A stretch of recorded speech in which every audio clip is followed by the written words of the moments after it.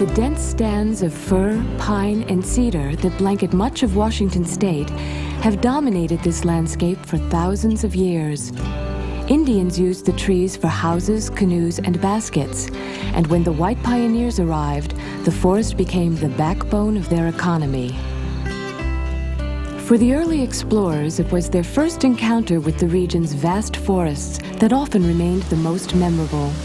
One observer wrote, "The whole wooded landscape is of such grand proportions that one looks upon the millions of broad acres covered with tall firs as a vast field of waving shrubbery."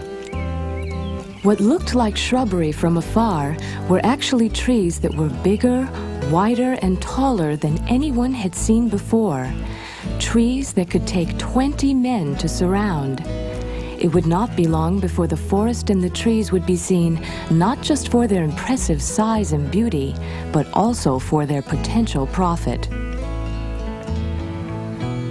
Upon seeing the forests of Puget Sound, the early naturalist John Muir wrote, "The forest trees press forward to the water as if courting their fate, coming down from the mountains far and near to offer themselves to the axe."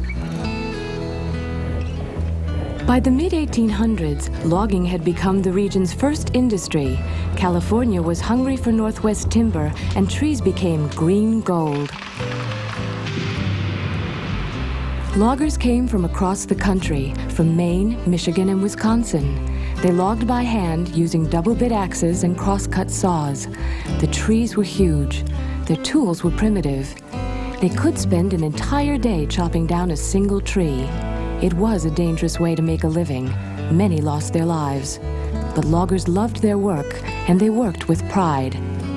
The logging industry started out as small, family-run operations, sometimes just a couple of men, some saws, and a team of oxen.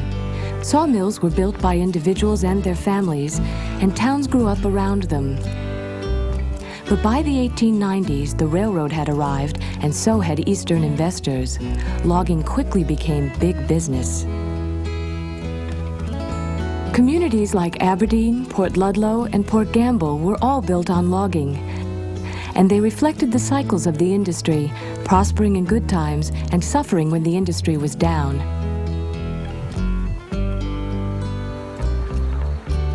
Logging has changed dramatically since its early days, but the foundation was laid by early loggers who built an important industry that is still the spine of the state's economy.